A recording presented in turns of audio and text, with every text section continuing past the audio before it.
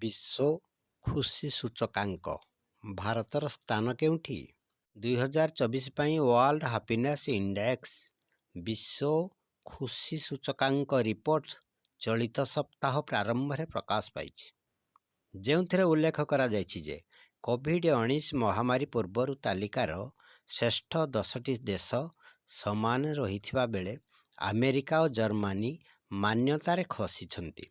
फल केतक पूर्व यूरोपीय देश यह तालिकार उपरकू उठिबार बाट खोली।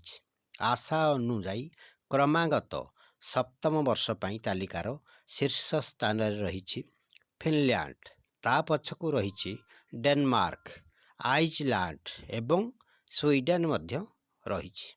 इस्राएल मध्य मान्यतार शीर्ष पंचम भितर स्थान पाई। सेहीपरि कोंगो, सिएरा लियोन, लेसोथो और लेबानन पर अफगानिस्तान को सबुठारु कम खुशी देश भाव विवेचना करा जायछि। गत वर्ष 16 स्थान रे थिबा युक्तराष्ट्र अमेरिका चलित वर्ष 23तम स्थान को खसी आसी।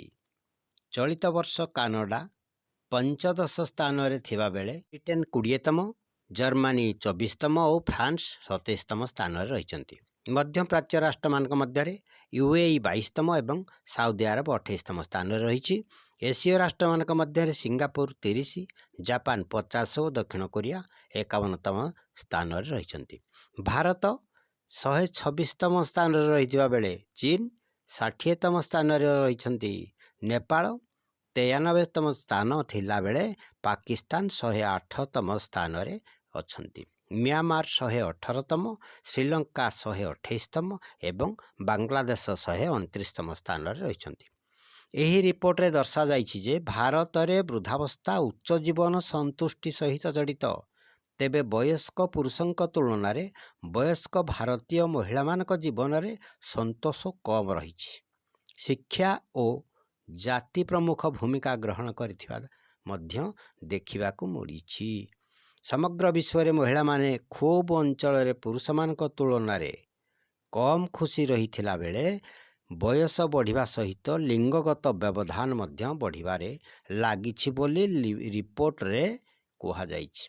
युववर्ग 30 वर्ष ताठारु कम स्थान रे लिथुआनिया, इस्राएल, सर्बिया, आइसलैंड और डेनमार्क शीर्ष 5टी स्थान रही बेले फिनलैंड को 7तम स्थान रे रखा जाइछि। एथिरे भारत 127तम स्थान रे रही। तेबे वयस्क व्यक्ति 60 वर्षरु अधिक वयस्कों क्षेत्र में डेनमार्क, फिनलैंड, नॉर्वे, स्वीडेन और आइसलैंड समस्त नॉर्डिक राष्ट्र सर्वोच्च स्थान रही बेले भारत 121तम स्थान रही। विश्व खुशी रिपोर्ट मिलित जातिसंघर स्थायी विकास समाधान नेटवर्क द्वारा प्रतिवर्ष प्रकाशित हुए एवं 6टी जिनिस को विचार को निया जाए।